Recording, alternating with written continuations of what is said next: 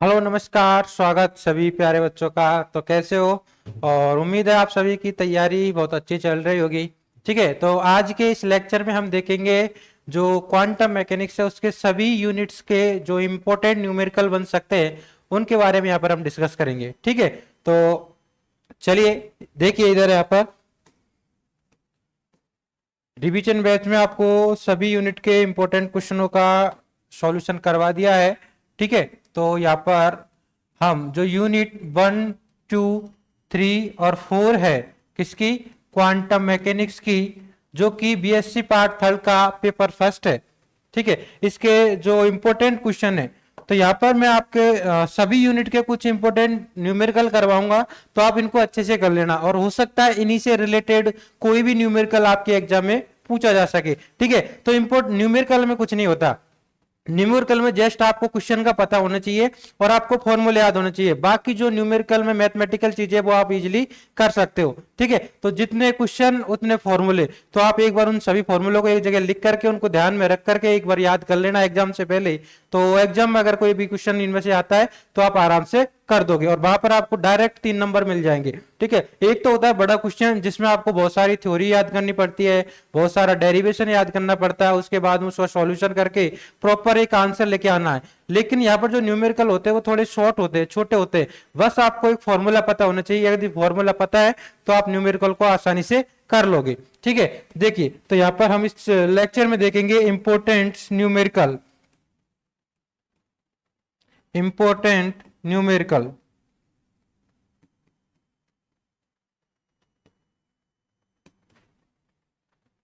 ठीक है, चलिए भाई स्टार्ट करते हैं अपन क्लास को। देखिए इधर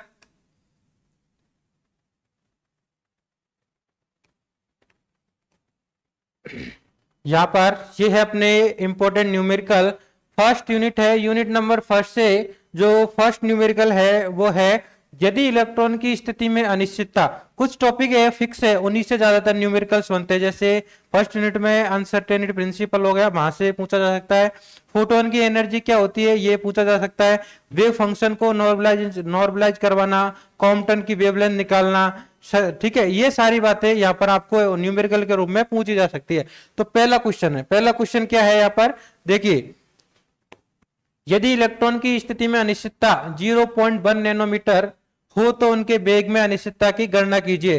पोजीशन में अनिश्चितता दे रखी है, अनसर्टेनिटी दे रखी है, वेलोसिटी में अनसर्टेनिटी निकालनी है। ठीक है, तो आपको सीधा सीधा आपको ये फॉर्मूला ध्यान रखना है कि जो delta x dot delta P x है, ठीक है, दो भौतिक राशि पोजीशन और संवेग दोनों में जो अपने पास एक साथ मेजरमेंट है वो संभव नहीं है। वहां पर इनमें जो अनिश्चितता का प्रोडक्ट होता है, उनमें चेंज का जो प्रोडक्ट होता है वो किसके इक्वल आता है, greater than H cut by two. किसके, greater than H cut by two. ठीक है, तो हमारे पास अब हमें क्या दिया हुआ है, डेल्टा एक्स दिया हुआ है, ये अपन को क्या है, गिवन है, और इसमें से निकालना है अपन को डेल्टा बी निकालना है। तो आप एक बात जानते होगे जो मोमेंटम होता है पी वो कितना होता है, एम बी होता है। तो यहाँ पर डेल्टा पी को मैं क्या लिख सकता हूं, मास में तो कोई चेंज होगा नहीं, वेलोसिटी में चेंज होगा, डेल्टा बी।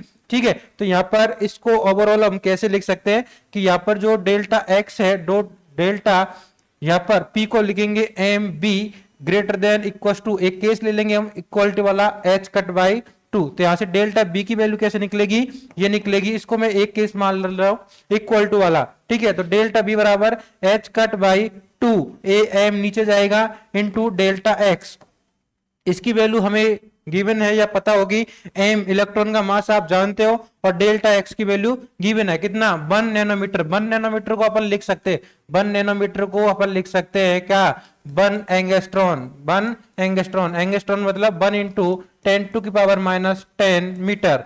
ठीक है, तो ये इजीली है, यहां से आप डेल्टा बी की वैल्यू निकाल लोगे, 2 एच की वैल्यू पुट करो, एम की वैल्यू पुट करो और डेल्टा एक्स की वैल्यू पुट करो। ठीक है, तो ये सॉल्यूशन आपको मैंने करवाया हुआ है। देखिए डेल्टा एक्स की वैल्यू गिवन है 1 angstrom, delta P dot delta x greater than H cut by to होता है। तो यहां से डेल्टा पी की वैल्यू ये हो जाएगी, डेल्टा पी को हम लिखेंगे एम इंटू डेल्टा बी। ठीक है, ये सारी बातें आ गई। तो यहाँ पर आपको H की वैल्यू पुट करनी है, H 1.054 इंटू 10⁻34 जूल पर सेकेंड, और मास इलेक्ट्रॉन का होता है 9.1 इंटू 10⁻31 kg। ठीक है, तो ये दोनों वैल्यू पुट करोगे, डेल्टा X की वैल्यू आपको गिवन है, ये तीनों वैल्यू जब आप पुट करोगे तो डेल्टा B की वैल्यू आपको निकल कर आएगी 5.79 इंटू 10⁻5, सॉरी अपने पास, हाँ -5 मीटर सेकेंड इनवर्स। ठीक है, तो ये सारी वैल्यू आपको निकल कर आ जाएगी। आगे बात समझ में? ठीक है, इसी प्रकार से अब यहां पर देखो, जो अनसर्टेनिटी में 3 क्वेश्चन पूछे जा सकते हैं। एक इसी प्रकार से क्वेश्चन बनता है, delta E dot delta T कितना होता है, एच कट बाई 2। यहां पर आपको डेल्टा टी जो टाइम में जो अनसर्टेनिटी है वो गिवन होगी, तो वहां पर आपको एनर्जी में अनसर्टेनिटी पूछी जा सकती है, तो डेल्टा टी का यहां पर डिवाइड कर देना है। इसी प्रकार से डेल्टा जी और डेल्टा टी कोणीय संवेग और कोणीय अपने पास, ठीक है, वेग में। क्लियर? ये एक अगला क्वेश्चन है, 10 एंगस्ट्रॉन के बॉक्स में स्थित एक इलेक्ट्रॉन एवं प्रोटॉन के वेगों में अनिश्चितताओं की तुलना कीजिए। सेम क्वेश्चन है, सिमिलर। इसमें क्या है, इसमें डेल्टा भी अपने अभी निकाला है। तो यहां पर क्या है, जो एक इलेक्ट्रॉन और एक प्रोटॉन है वो किसमें है, 10 एंगस्ट्रॉन के बॉक्स में। ठीक है, तो 10 एंगस्ट्रॉन जिसकी लेंथ है उस बॉक्स में, तो वहां पर उसमें जो बॉक्स में वो कहीं पर भी पाए जा सकते हैं। ठीक है, तो इसकी मतलब पोजीशन, स्थिति पाए जाने की जो संभावना है वो कितनी हो सकती है, वो हो सकती है अपने पास 10 टू की पावर 10 एंगस्ट्रॉन, मतलब उसकी 10 एंगस्ट्रॉन में कहीं भी अनिश्चितता है, कहीं भी वो पाया जा सकता है। तो जो पोजीशन में अनसर्टेनिटी है वो इतनी गिवन है। ठीक है, यहाँ पर, और जो वेलोसिटी है उसमें निकालना है। क्लियर? लेकिन यहाँ पर हमें जो मास है वो 2 पार्टिकल के लिए लेके चलना, एक इलेक्ट्रॉन के लिए, एक प्रोटॉन के लिए। तो दोनों के लिए डेल्टा बी निकाल लेंगे, और दोनों के लिए डेल्टा बी निकालेंगे तो उनका हम रेशियो ले लेंगे, उससे वहां से उस दोनों की क्या कर देंगे, हम तुलना कर देंगे। ठीक है, तो ये डेल्टा बी हमने अभी निकाला, H cut by 2m delta x. ठीक है, तो इजी अपने पास जो न्यूमेरिकल है अनसर्टेनिटी प्रिंसिपल वाले, डेल्टा बी आ जाएगा H cut upon 2me delta x. ठीक है, तो यहां से हमने दोनों के लिए निकाल लिया, इलेक्ट्रॉन के लिए, प्रोटॉन के लिए। केवल चेंज कहां पर आएगा, मास में। एक जगह मास ऑफ इलेक्ट्रॉन आएगा, एक जगह मास ऑफ प्रोटॉन आएगा, दोनों का रेशियो लेंगे तो यहां पर ये वैल्यू निकल कर आ जाएगी। कैलकुलेट कर सकते हो आप मैथमेटिकल चीजें आराम से। चलिए क्वेश्चन नंबर 3 पर हम चलते हैं। क्वेश्चन नंबर 3 देखो कितना इजी क्वेश्चन है। 700 एंगस्ट्रॉन वेवलेंथ का एक फोटोन है। क्या है, एक फोटोन है जिसकी वेवलेंथ गिवन है 7000 एंगस्ट्रॉन। ठीक है, 7000 एंगस्ट्रॉन का एक वेवलेंथ का फोटोन है, उसकी एनर्जी निकालनी है किसमें, इलेक्ट्रॉन वोल्ट में। किसमें, इलेक्ट्रॉन वोल्ट में। तो लैम्डा गिवन है हमारे पास, ये वाला, इसको मीटर में चेंज कर लेंगे हम। यहाँ पर 3 पावर है, ये प्लस में होगी, एंगस्ट्रॉन में 10 टू पावर -10 होती है, तो यहाँ से 3 कैंसिल हो जाएगी, 10 टू पावर -7 मीटर बच जाएगा। ठीक है, तो यहाँ से लैम्डा आ गया। अब हमें एनर्जी, हम जानते हैं कि जो फोटोन होता है उसकी एनर्जी कितनी होती है, E बराबर एच न्यू होती है। क्या होती है, E बराबर एच न्यू। हमें गिवन क्या है, हमें गिवन है लैम्डा, तो यहाँ पर जो न्यू होती है उसको हम लिख देते हैं C बाई लैम्डा। तो यहाँ पर क्या हो जाएगा, एच सी बाई लैम्डा। ठीक है, अब ये जो एच सी है इसकी आप वैल्यू डायरेक्ट भी याद कर सकते हो, कितना, 1240 नैनोमीटर इलेक्ट्रॉन वोल्ट, ये इसकी वैल्यू होती है। ठीक है, या तो ये रख लो, या फिर आप अलग से H की वैल्यू रखो। H की वैल्यू होती है 6.6 इंटू 10 टू पावर -34, और एक होती है C लाइट वेलोसिटी जिसकी 3 इंटू 10 टू पावर 8 मीटर प्रति सेकेंड। ठीक है, लैम्डा की वैल्यू हमें गिवन है 7 इंटू 10 टू पावर -7 मीटर। ठीक है, तो इस क्वेश्चन को करने के लिए आपको कुछ नहीं चाहिए, ये अपने पास फॉर्मूला पता होना चाहिए, और ये H की वैल्यू, C की वैल्यू, लैम्डा की वैल्यू तो हमें गिवन है, इससे आपकी डायरेक्ट फोटोन की एनर्जी निकल जाएगी। कौन सा फोटोन, जिसकी वेवलेंथ 7000 एंगस्ट्रॉन है। ठीक है, चलिए भाई, तो ये सारी बातें हो गई, और इस प्रकार से हमारा 3 न्यूमेरिकल जो यूनिट नंबर फर्स्ट है उससे कंप्लीट हो गए। न्यूमेरिकल 4 है, 1 मेगा इलेक्ट्रॉन वोल्ट ऊर्जा के प्रोटोनों के लिए डी ब्रोगली तरंग दैर्घ्य ज्ञात कीजिए। क्या निकालना है हमें, डी ब्रोगली वेवलेंथ निकालना है। किसके लिए, एक प्रोटॉन के लिए जिसकी एनर्जी 1 मेगा इलेक्ट्रॉन वोल्ट है। कितनी है, 1 मेगा इलेक्ट्रॉन वोल्ट है। तो यहां पर एनर्जी देखो, पहले हमें गिवन क्या है, एनर्जी गिवन है। एनर्जी कितनी गिवन है, 1 मेगा इलेक्ट्रॉन वोल्ट। ठीक है, हमें निकालना क्या है, डी ब्रोगली वेवलेंथ, लैम्डा। क्या होता है लैम्डा, डी ब्रोगली ने दिया कि ये H अपॉन P होता है। कितना, H अपॉन P। तो यहाँ पर हमें लैम्डा निकालना है। H की वैल्यू हम जानते हैं 6.6 इंटू 10 टू पावर -34। ठीक है। अब पी की वैल्यू चाहिए, तो पी की वैल्यू हम कहां से निकालेंगे? हम जानते हैं जो इसकी एनर्जी होती है फोटोन की, फोटोन की कोई जो अपने पास काइनेटिक एनर्जी तो नहीं होती है, ठीक है। तो यहाँ पर किसकी एनर्जी होगी? ओनली सॉरी, इसकी पोटेंशियल एनर्जी नहीं होती, काइनेटिक एनर्जी होगी। वो कितनी होगी? P square by 2m। तो यहाँ से पी की वैल्यू निकाल लेंगे। पी की वैल्यू कितनी आएगी? अंडर रूट 2m आ जाएगी, ठीक है। यहाँ पर मास पता है, 2 कांस्टेंट है, ई पता है, ठीक है। तो यहाँ पर जो पी की वैल्यू है वो कितने रख देंगे? अंडर रूट 2m ई हमें गिवन है, एनर्जी कितनी? 1 मेगा इलेक्ट्रॉन वोल्ट, मास हमें पता है 2, हमें 2 तो कांस्टेंट है, क्लियर। तो यहाँ पर आपको क्या देखने को मिलेगा? 2m0 तो यहाँ पर इन सभी की वैल्यू रख दोगे, h की वैल्यू, m0 की वैल्यू, प्रोटॉन का मास इतना होता है, एनर्जी अपने पास 1 मेगा इलेक्ट्रॉन वोल्ट है, इलेक्ट्रॉन वोल्ट में आप कन्वर्ट कर लोगे तो 10 टू पावर 6 से मल्टीप्लाई हो जाएगा। तो यहाँ पर कितना हो जाएगा? 1.6 into 10 to power -19 into 10 to power 6 joule, क्योंकि एनर्जी को किस में लेके चलना है? जूल में लेके चलना है। तो जूल में लेके चलोगे तो 1.6 इंटू 10 टू पावर -19, इससे क्या कर दोगे? गुणा कर दोगे, ठीक है। ये सारी वैल्यू आप जब पुट करोगे तो यहाँ पर लेमड़ा की वैल्यू 2.87 10 टू पावर -4 एंगस्ट्रॉन निकल कर आ जाएगी। मतलब जिस प्रोटॉन की एनर्जी 1 मेगा इलेक्ट्रॉन वोल्ट होगी, उसकी वेवलेंथ कितनी होगी? 2 into 10 to 2.87 into 10 to power -4 angstrom, clear. ये अपने पास न्यूमेरिकल नंबर 4 कंप्लीट हो गया, ठीक है। तो छोटे छोटे न्यूमेरिकल है, कुछ भी नहीं करना है इनमें। एक बार जस्ट आपको, अगर आप रीडिंग भी लगा लोगे और नॉर्मली अगर फॉर्मूले भी याद रख लोगे तो एज इट इज जो क्वेश्चन पूछे जाते हैं वो मैक्सिमम टाइम क्या होते हैं? सेम रिपीट होते हैं, ना इनमें वैल्यू चेंज होती, ना लैंग्वेज चेंज होती, ठीक है। देखिए, एक इलेक्ट्रॉन जिसका वेग इतना है से लंबाई ब्रोगली तरंग के कला वेग एवं समूह वेग को ज्ञात कीजिए, ठीक है। क्या दे रखा हमें?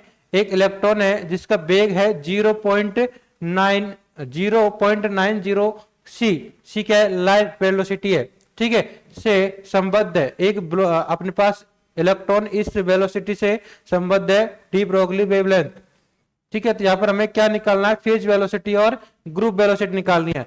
तो बी गिवन है अपने पास, और जो कला वेग होता है वो कितना होता है? यहाँ पर आप देखोगे तो ये होता है अपने पास बीपी। फेज वेलोसिटी कितना होता है?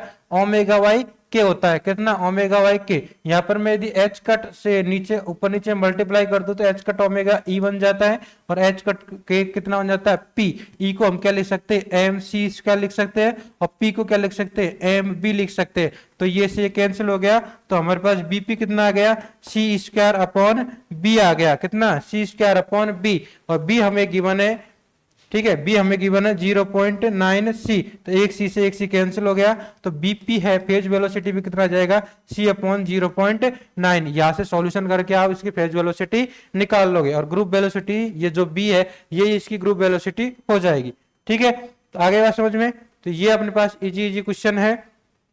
अब एक ये वाला अच्छा क्वेश्चन है, इसको ध्यान से देखिए, ठीक है। ये काफी इंपॉर्टेंट है और पूछा भी जा सकता है एग्जाम में। सिद्ध कीजिए कि एक फंक्शन है, जो फंक्शन है e की पावर -x², ये फंक्शन है भाई, ये पूरा फंक्शन है। इसको हम कैसे लिख सकते हैं? इसको लिख सकते हैं e की पावर -x²/2, ये एक फंक्शन है। तो हमें क्या प्रूव करना है? कि ये जो फंक्शन है ये ऑपरेटर का आइगेन फलन है। क्या है? आइगेन फलन है, ये हमें सिद्ध करना है। तो हम क्या करेंगे? ये वेव फंक्शन को इस पर ऑपरेट कराएंगे, ठीक है, और उससे जो अपने पास आइगेन वैल्यू मिलेगी उससे कंपेयर कर देंगे, ठीक है। देखिए, तो यहाँ पर क्या होगा? ये वेव फंक्शन है और ये ऑपरेटर है, तो मैंने क्या किया? वेव फंक्शन लिया साइन, क्या लिया? Wave function sine. तो इसका मुझे क्या चाहिए? यहाँ पर देखिए, ये पूरा ऑपरेटर है। तो यहाँ पर हम क्या करते हैं? हम ये वाली कंडीशन लगा के चलते हैं कि ए कैप साइन को हमने ऑपरेट किया, ऑपरेटर जो वेव फंक्शन है उस पर ए कैप ऑपरेटर है, उसको ऑपरेट किया, तो हमें वेव फंक्शन के साथ में एक वैल्यू मिलती है, उसको बोलते हैं हम आइगेन वैल्यू, ठीक है। तो ये अगर आइगेन फलन सेम आ जाता है इसको ऑपरेट करने के बाद में, और यहाँ पर कुछ कांस्टेंट क्वांटिटी वैल्यू मिलती है, तो यहाँ पर हम बोल देंगे कि ये जो वेव फंक्शन है ये ऑपरेटर ए कैप का क्या है? आइगेन फलन है, ठीक है। चलिए देखते हैं। तो अपने पास साई वेव फंक्शन ये वाला गिवन है, और ये अपने पास वेव ऑपरेटर गिवन है, ठीक है। तो मैं क्या करता हूं? यहाँ पर इसमें साई ऑपरेटर करता हूं डायरेक्ट। ये तो ए कैप हो गया पूरा, ठीक है। इस पे मैंने साई को अपने पास ए कैप पे साई ऑपरेट किया, तो यहाँ पर क्या मिलेगा? देखिए, इसके लिए मैं पहले इसको सॉल्व करने के लिए साइन लिया, यहाँ पर मैंने क्या किया? Del psi by del X निकाला, तो ये वाली वैल्यू मिल गई। इसका फिर से डेरिवेटिव किया तो ये वाली वैल्यू मिल गई, ठीक है। अब यहाँ पर आप देखोगे तो ये क्या हो जाएगा, इसको मैं अंदर गुणा करूंगा तो क्या हो जाएगा, del square psi upon del X square minus X square psi. ठीक है, तो यहाँ पर देखिए del square psi upon del X square की वैल्यू आ गई है, इसकी वैल्यू उठाकर यहाँ पर पुट कर दो। देखिए कहां पर पुट करनी है, ये वाली वैल्यू निकल कर आ गई, इस वाली वैल्यू को पूरी को उठाया मैंने और यहाँ पर पुट कर दिया, यहाँ पर पुट कर दिया। तो यहाँ पर आपको देखोगे तो ये जो वैल्यू है ये क्या है, ये ए कैप की वैल्यू है। ठीक है, ये x square minus X square और ये वेव फंक्शन हो गया साइन। ठीक है, साइन ये हो गया एक्स स्क्वायर बाई 2। अब इसको मैंने क्या किया, देखिए यहां पर यदि मैं इस वेव फंक्शन को इस पर ऑपरेट करूंगा तो क्या बनेगा, ये बनेगा ना del square psi upon del X square, यही बनेगा। यदि साई को मैं ये कंसीडर कर लूं तो इस पूरे की वैल्यू मैंने ये निकाल ली पहले ही, तो ये वैल्यू तो ये हो गई। ठीक है, कितनी, ये वाली वैल्यू तो ये हो गई। ठीक है, ये इसमें से ये कॉमन आ गया और माइनस में कितना बचा, एक्स स्क्वायर बचा। तो इसको मैं जब सॉल्व करूंगा तो यहाँ पर ये एक्स स्क्वायर ये कैंसिल हो जाएगा, कितना बच जाएगा, माइनस ई की पावर एक्स स्क्वायर एक है। तो बात क्या हुई कि ए कैप को मैंने जब साइन पे ऑपरेट किया तो मुझे क्या मिला, -1 इंटू साइन मिला, कितना, -1 इंटू साइन। तो यहां से यदि मैं इस प्रकार के इक्वेशन से इसको कंपेयर करूं ए साइन, तो ए की वैल्यू कितनी मिल गई, -1, मतलब इसकी आइगन वैल्यू कितनी है, -1। अतः हम कह सकते हैं कि जो ऑपरेटर ए कैप है उसके लिए साइन क्या है, उसका आइगन फलन है। ठीक है, चलिए आगे बात समझ में, ये बात हो गई अपने पास। चलिए आगे चलते, आप देखते हैं ये अपने पास इतने न्यूमेरिकल थे जो यूनिट फर्स्ट में इंपॉर्टेंट है। अब इन्हीं से रिलेटेड कोई भी न्यूमेरिकल पूछा जा सकता है, तो आपको जो न्यूमेरिकल करवाए अभी भी क्वेश्चन करवाए उनको एक बार अच्छे से कर लेना है, उनके जो फॉर्मूले हैं उनको समझ लेने हैं, अनसर्टेनिटी प्रिंसिपल क्या होता है और ये ऑपरेटर को कैसे ऑपरेट करते हैं, ये सारी बातें। ठीक है, चलिए क्वेश्चन नंबर सेकंड की हम यूनिट नंबर सेकंड की हम बात करें तो यहाँ पर देखिए, यहाँ पर पहला क्वेश्चन क्या है, एल चौड़ाई में बद्ध एक कण के लिए एक्स स्क्वायर का प्रत्याशा मान निकाल लिए। तो यहाँ पर क्या है, ठीक है, एक पार्टिकल है जो एल चौड़ाई वाले एक बॉक्स में बंद है, उसके लिए एक्स स्क्वायर की एक्सपेक्टेशन वैल्यू निकालनी है। क्या निकालनी है, एक्स स्क्वायर की एक्सपेक्टेशन वैल्यू निकालनी है। ठीक है, तो यहां पर हम जानते हैं कि यदि कोई एक्सपेक्टेशन वैल्यू कैसे निकालते हैं, हम एक्सपेक्टेशन वैल्यू ऐसे निकालते हैं, यदि मुझे ए कैप की एक्सपेक्टेशन वैल्यू निकालनी है, ठीक है, तो कैसे निकालूंगा मैं, इसका फुल लिमिट में इंटीग्रेशन करूंगा और यहां पर जो वेव फंक्शन होगा उसका कॉन्जुगेट, फिर ये ए कैप इसको ऑपरेट करूंगा किस पर, साई पर, और इसका इंटीग्रेशन कर दूंगा एक्स के रेस्पेक्ट में। ठीक है, तो यहां से जो इसका है वो अपने पास यदि 3 डायमेंशनल है तो डी बी से कर देंगे वरना डी एक्स से। क्लियर, चलिए तो यहां पर मेरे पास एक्स स्क्वायर की एक्सपेक्टेशन वैल्यू निकालनी है, तो उसके लिए हम क्या करेंगे, एक्स स्क्वायर बराबर, अगर ये जो यहाँ पर साई है ये नॉर्मलाइजेशन होता है तब तो इसको ऐसे लिख देते हैं हम, कैसे, यदि मुझे एक्स स्क्वायर का एक्सपेक्टेशन निकालना है तो कैसे लिखेंगे हम, -∞ टू इन्फिनिटी। ठीक है, ये साइन वेव फंक्शन का कॉन्जुगेट यहाँ पर एक्स स्क्वायर साइन, ठीक है, और ये अपने पास dx। अगर ये साइन नॉर्मलाइज है तो इसको ऐसे लिख देंगे, यदि जो साइन वेव फंक्शन है वो नॉर्मलाइज नहीं है, सामान्यकृत नहीं है, तब उसके लिए हम क्या करेंगे, नीचे से एक फिर से -∞ to infinity psi star psi और dx कर देंगे। ठीक है, ये कर देंगे। क्लियर, तो यहां से ये नॉर्मलाइज हो जाएगा और नॉर्मलाइज होने के बाद में जो अपने पास वैल्यू है वो यहाँ पर इसकी वैल्यू कितनी होती है नॉर्मलाइज के बाद में, 1 होती है, कितनी, 1। तो अगर ये नॉर्मलाइज नहीं है तो इस नॉर्मलाइज के बाद में उसकी कुछ वैल्यू आएगी वो निकल कर आ जाएगी। क्लियर, चलिए तो यहाँ पर देखिए, अब ये जो 1D बॉक्स के लिए एक पार्टिकल के लिए वेव फंक्शन होता है वो कितना होता है, ये वेव फंक्शन आपको याद रखना पड़ेगा भाई, कौन सा, साइन बराबर √2/n साइन n πx/n। ठीक है, ये तो अपन को याद करना ही पड़ेगा। 1D बॉक्स के लिए जो पार्टिकल है, 1D बॉक्स में यदि कोई पार्टिकल है तो उसके लिए वेव फंक्शन कितना होता है, √2/l, ये इसका नॉर्मलाइज कांस्टेंट होता है साइन n πx/l। यहां से मैं क्या कर रहा हूं, थोड़ा इंटीग्रेशन इजी हो जाए, इसके लिए ये वाली जो वैल्यू है n πx, ठीक है, अपॉन l, इसको मैंने z कंसीडर कर लिया। क्या, z कंसीडर कर लिया, तो यहां से x की वैल्यू क्या निकाल सकता हूं मैं, zl/n π। क्लियर, तो यहां पर अब कुछ नहीं है, अब केवल आपको ये वाला इंटीग्रेशन सॉल्व करना है। क्या, ये वाला इंटीग्रेशन सॉल्व करना है, z² साइन z, ये वाला इंटीग्रेशन आपको सॉल्व करना है। तो इसको कैसे सॉल्व करोगे आप, तो साइन स्क्वायर जेड है, इसको आप लिख दोगे 1 माइनस कॉस 2z अपॉन 2। कुछ इस प्रकार से इसको सॉल्व करोगे, ठीक है, तो आपको आसानी से ये इंटीग्रेशन सॉल्व हो जाएगा। ठीक है, चलिए देखिए इधर अपने पास ये सारी वैल्यू, इसको मैंने क्या किया, यहाँ पर जो जेड स्क्वायर था इसको मैंने यहाँ पर जो अपने पास क्या था एक्स स्क्वायर था, तो एक्स स्क्वायर को यहाँ से रिप्लेस किया, Z square L square upon N square pi square आएगा जो बाहर आ जाएगा। ठीक है, ये इसका स्क्वायर था यहाँ पर, ये बाहर आ जाएगा।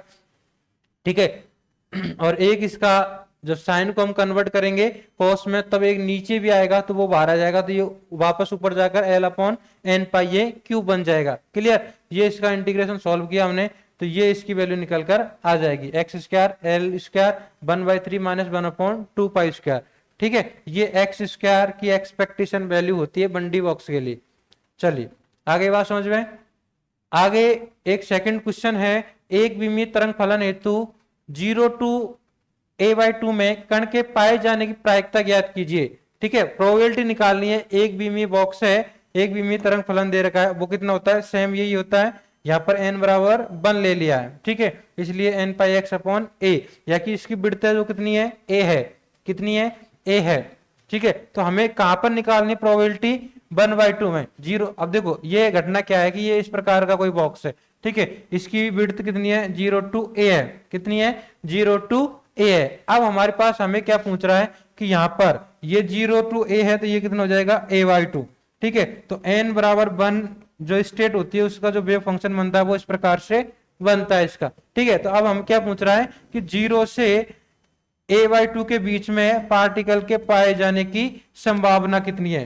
ठीक है, तो एक बात बताओ कि यहाँ पर ये फर्स्ट जो स्टेट है, फर्स्ट अपने पास n बराबर 1 है, इसके लिए ये वाला रीजन है, ठीक है, एनर्जी का, तो यहाँ पर पार्टिकल पाया जाएगा। तो यहाँ पर यदि इसमें पूरे में पाए जाने की प्रोबेबिलिटी कितनी है, 1 है, तो इसके आधे रीजन में पाए जाने की प्रोबेबिलिटी कितनी होगी, 1/2 मतलब 0.5। यही इसका आंसर है। ये तो हमने डायरेक्ट बोल दिया, लेकिन इसको हमें यहाँ पर मैथमेटिकली सॉल्व करना है। तो प्रोबेबिलिटी क्या होती है, मोड ऑफ साइन स्क्वायर, कौन सा साइन, ये वाला यहाँ पर, लेकिन जो साइन है इसकी प्रोबेबिलिटी कहां से निकालनी है हमें, ओनली 0 to a/2। तो यहाँ पर साइन स्क्वायर का रखोगे आप वैल्यू, तो ये वाली हो जाएगी। यहाँ पर साइन स्क्वायर को आप कन्वर्ट कर दोगे, साइन स्क्वायर को क्या, 1 माइनस 2 cos x। ठीक है, ये वाली वैल्यू, इसको इंटीग्रेशन सॉल्व करोगे आप आसानी से, लिमिट इसकी 0 से a/2 रखोगे। ठीक है, तो ये वाला आंसर निकल कर आएगा 1/2 0.5। इसको 50% इसकी प्रोबेबिलिटी होगी कि 0 से a/2 में इलेक्ट्रॉन पाया जाएगा। ठीक है, चलिए क्वेश्चन नंबर 3 है। क्वेश्चन नंबर 3 क्या है, अनंत चौड़ाई तथा जिसकी चौड़ाई कितनी है, इनफाइनाइट है, और ऊंचाई कितनी है, 0.03 इलेक्ट्रॉन वोल्ट है, के विभव रोधिका से इलेक्ट्रॉन का एक पुंज टकराता है। इलेक्ट्रॉन के विभव रोधिका से परावर्तित और पारगमित होने वाले अंशों का मान ज्ञात कीजिए। ठीक है, तो ये जो एक कंप्लीट क्वेश्चन करवाया था मैंने पोटेंशियल बैरियर का, वहां पर पोटेंशियल स्टेप का, तो वहां पर ये इसकी जो प्रोबेबिलिटी होती है पारगमन की और परावर्तित की, वो उसकी वैल्यू निकल कर आती है। ठीक है, उसकी वैल्यू क्या निकल कर आती है, तो आपको ये जो फॉर्मूले है वो याद रखना पड़ेगा। कितना, आर बराबर कितना होता है, k0 माइनस के अपॉन k0 प्लस के, दोनों का स्क्वायर। यहाँ पर k0 क्या है, k0 तरंग संचरण नियतांक, लेकिन कौन से रीजन का, जहां पर जो पोटेंशियल है वो कितना है, 0 है, और k अपने पास क्या है, ये भी वेव प्रोपोगेशन कांस्टेंट है, जहां पर b बराबर b0 होता है। ठीक है, आगे बात समझ में। चलिए, तो यहाँ पर इसकी जो रिफ्लेक्शन कोफिशिएंट है ये इतना निकल कर आता है। यहाँ पर दोनों की वैल्यू पता होती है हमें, k0 की और k की। k0 तो जहां पर पोटेंशियल 0 होता है, यहाँ पर पोटेंशियल टर्म की 0 है, अपने पास b नहीं है। ठीक है, तो b क्या है, यहाँ पर 0 है, और यहाँ पर b कितना है, b0 है। ठीक है, तो यहाँ पर ये दोनों वैल्यू हो गई k0 की और k की, लेकिन आपको ज्यादातर k और k0 की इनकी वैल्यू क्या है, इनसे कोई मतलब नहीं है, क्योंकि यहाँ पर h कट स्क्वायर, ये कांस्टेंट, 2 कांस्टेंट, m कांस्टेंट, केवल k0 की इसकी डिपेंडेंसी बचेगी, k0 की डिपेंडेंसी बचेगी √e से, और k की डिपेंडेंसी बचेगी √e माइनस b0 से। ठीक है, ये दोनों की डिपेंडेंसी बचेगी, तो हमें ये यूज में लेना है। k0 की जगह क्या रख देंगे, √e, k की जगह e माइनस b0 का रूट, और इधर k0 की जगह √e और प्लस के root E plus B naught. ठीक है, तो यहाँ पर हमें अब क्या गिवन होगा, ई और बी नॉट गिवन होगा, दोनों की वैल्यू हम यहाँ पर पुट करेंगे तो आर की वैल्यू निकल कर आ जाएगी। आर की वैल्यू कुछ निकल कर आएगी तो हम जानते हैं कि आर प्लस टी होता है, रिफ्लेक्शन प्लस ट्रांसमिशन दोनों का सम कितना होता है प्रोबेबिलिटी का, वो होता है अपने पास 1। तो यदि आर हमने निकाल ली तो टी हम कैसे निकाल लेंगे, 1 माइनस आर करके। ठीक है, यही बात है इसमें, देख लीजिए सॉल्यूशन इसका। ये वैल्यू बी नॉट की वैल्यू इसको चेंज किया हमने जूल में, जूल में चेंज करने के लिए क्या करते हैं, इलेक्ट्रॉन वोल्ट को ई से गुणा कर देते हैं। ठीक है, यहाँ पर ये सारी बातें, तो इन दोनों की वैल्यू पुट करी तो ये रूट में, ठीक है, ये क्या हो जाएगा, ये वाली वैल्यू माइनस ये अपॉन ये प्लस ये। ठीक है, तो इसको आप आसानी से सॉल्व कर सकते हो। ठीक है, 6.4 का रूट कितना होगा, 8, 0.8 हो जाएगा इस प्रकार से। चलिए क्वेश्चन नंबर 4, तरंग फलन। अब हमें क्या एक वेव फंक्शन दे रखा है, उसको क्या करना है, नॉर्मलाइज करना है। तो आपसे एक ये भी क्वेश्चन पूछा जा सकता है, कोई भी एक वेव फंक्शन देगा और उस वेव फंक्शन को नॉर्मलाइज करवा सकता है। तो नॉर्मलाइज करवाने के लिए क्या होती है कंडीशन, ये होती है यदि हमारे पास साई, मैंने कोई भी मान लिया ये एक्स कोई साई वेव फंक्शन दे रखा है, एक्स की जगह पर कोई भी वेव फंक्शन हो सकता है, इसको हम नॉर्मलाइज कैसे करेंगे, हम लगाएंगे लिमिट, कहां से, यहाँ पर लिमिट होगी माइनस इन्फिनिटी टू इन्फिनिटी। ठीक है, और ये अपने पास यदि ये इवन फंक्शन है तो 0 टू इन्फिनिटी हो जाएगी। इस प्रकार से इसकी लिमिट भी ब्रेक होती है। यहाँ पर आपको क्या करना है, मॉड ऑफ साई एक्स का मॉड करना है और इधर डी एक्स करना है। ठीक है, इक्वल टू ये बंद कर देना। तो ये जो आपने पास इक्वेशन है इसको यूज करके यहाँ पर एक नॉर्मलाइज कांस्टेंट ले लेंगे ए, तो वे ए स्क्वायर की वैल्यू निकल कर आ जाएगी, वही क्या होगा इसका नॉर्मलाइजेशन हो जाएगा वेव फंक्शन का। जैसे साइन एक्स बराबर ए ई की पावर माइनस ए एक्स है, तो यहाँ पर इसकी वैल्यू अपन लेंगे तो sine square x D x बराबर 1, तो यहाँ पर साइन स्क्वायर मतलब मॉड स्क्वायर करोगे साइन स्क्वायर हो जाएगा, तो यहाँ पर ए स्क्वायर हो गया, ए तो कांस्टेंट है, और इसका स्क्वायर करेंगे e की पावर माइनस 2ax हो गया, dx बराबर 1। इसका इंटीग्रेशन ए स्क्वायर तो बाहर आ गया, इसका इंटीग्रेशन करेंगे जीरो टू इन्फिनिटी लिमिट में, तो ये वाली वैल्यू यहाँ पर इन्फिनिटी पुट करेंगे तो माइनस इन्फिनिटी 0 होता है और 0 की वैल्यू 1 होती है, e की पावर 0 की वैल्यू 1 होगी, तो यहाँ पर ये वैल्यू हो जाएगी -1 है, इधर माइनस है, ये 0 तो कैंसिल हो गया, ये वाली शिफ्ट मल्टीप्लाई होगी 1 हो जाएगी। ठीक है, तो यहाँ से a की वैल्यू 1√2 आ जाएगी। क्लियर, ये इसका क्या है नॉर्मलाइजेशन है। ठीक है, ये क्वेश्चन नंबर 5 है। क्वेश्चन नंबर 5 भी सेम, ये अपने पास पारगमन प्रायिकता है, वही वैल्यू है के की और के डैश की। ठीक है, ये वाला कहां पर है, जहां पर पोटेंशियल 0 होता है, यहाँ पर पोटेंशियल बी नॉट होता है। ठीक है, यहां से अपन ट्रांसमिशन कोएफिशिएंट निकाल सकते हैं, ये वाली वैल्यू निकल के आएगी 0.98। यूनिट नंबर 3, यूनिट नंबर 3 में क्या है, यहाँ पर अब इसका जो ये वाली चीजें अलग है, एक चौड़ाई तथा एक ए चौड़ाई तथा बी नॉट बराबर 4 इलेक्ट्रॉन वोल्ट गहराई वाले, यहाँ पर क्या है विभव कूप की बात हो रही है, किसकी, विभव कूप की। तो वहां पर विभव कूप वाला जो क्वेश्चन है उसमें ट्रांसमिशन कोएफिशिएंट और रिफ्लेक्शन कोएफिशिएंट दोनों की वैल्यू अलग निकल कर आती है। तो यहाँ पर ये आपसे पूछा है ट्रांसमिशन कोएफिशिएंट, तो ये आपको फॉर्मूला याद करना होगा, क्या, ये वाला फॉर्मूला K2 की वैल्यू ये होती है। ठीक है, तो यहाँ पर यदि आपको 100% पारगमन की प्रायिकता पूछे तो टी बराबर कितना हो जाएगा 1। तो इस क्वेश्चन में आपसे पूछा क्या है, विभव कूप 1 इलेक्ट्रॉन वोल्ट ऊर्जा का इलेक्ट्रॉन आपतित होता है चौड़ाई 1 के किस मान के लिए पारगमन अनुनाद प्राप्त होगा। ठीक है, तो यहाँ पर अनुनाद के लिए हम क्या करेंगे, उसकी विड्थ अपॉन जो इसकी नंबर है, ठीक है, कौन सी स्टेट के लिए वो वैल्यू निकालेंगे। तो यहाँ पर ए है, इसकी वैल्यू कितनी निकल कर आएगी 2.7, कितनी 2.7। वो यहाँ पर कैसे आई है देखो, यहाँ पर k की वैल्यू क्या है 2m e plus B naught upon H cut square है, t बराबर 1 करेंगे, t बराबर 1 करेंगे यहाँ पर, तो यहाँ से एक रिलेशन निकल कर आएगा, और ये जो k है ये किसके इक्वल आएगा, n पाई के इक्वल। ठीक है, k2a बराबर n पाई कितना होता है, k बराबर हम जानते हैं कितना होता है, k बराबर n पाई अपॉन a होता है, कितना n पाई अपॉन a। यहाँ पर क्या है k2 है, तो k2a बराबर कितना हो जाएगा n पाई, और k2 की वैल्यू हम जानते हैं, k2 की वैल्यू ये वाली वैल्यू होती है अपने पास। ठीक है, इसको a से मल्टीप्लाई करेंगे, ये 2n के इक्वल हो जाएगा। ठीक है, सॉरी 2 पाई के इक्वल, तो यहां से अपन a की वैल्यू निकाल लेंगे, a की वैल्यू n के रेस्पेक्ट में आ जाएगी, n कोई भी इंटीजर हो सकता है।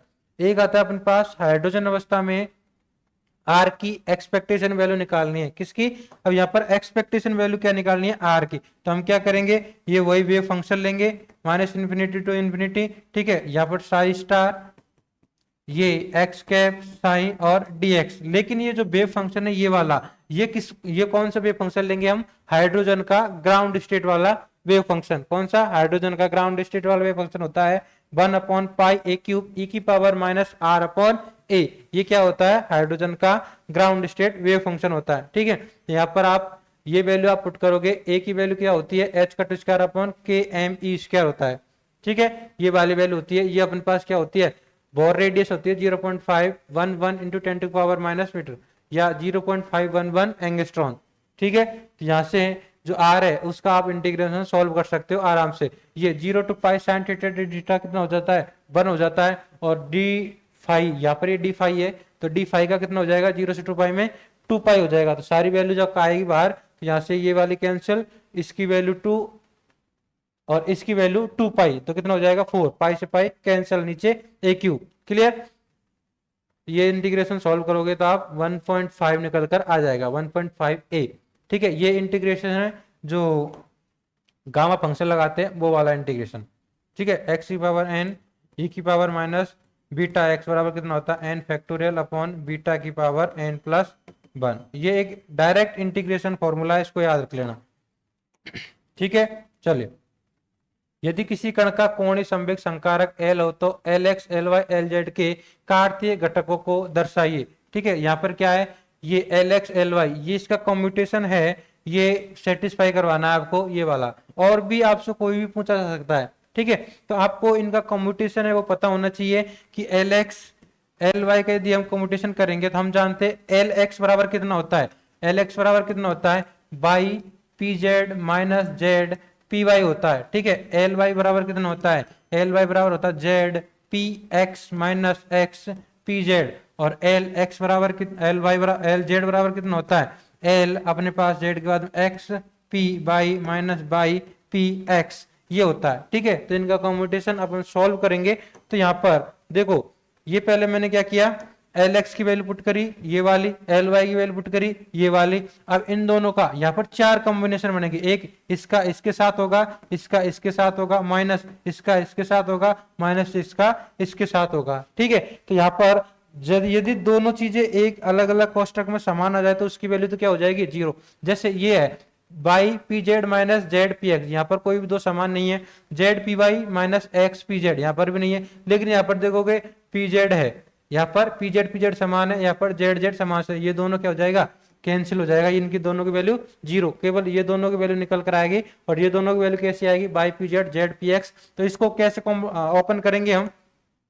यदि ए और बी होता है कॉम्बिनेशन, तो इसको हम कैसे करते हैं? ए बी माइनस बी ए, ऐसे ही करते हैं।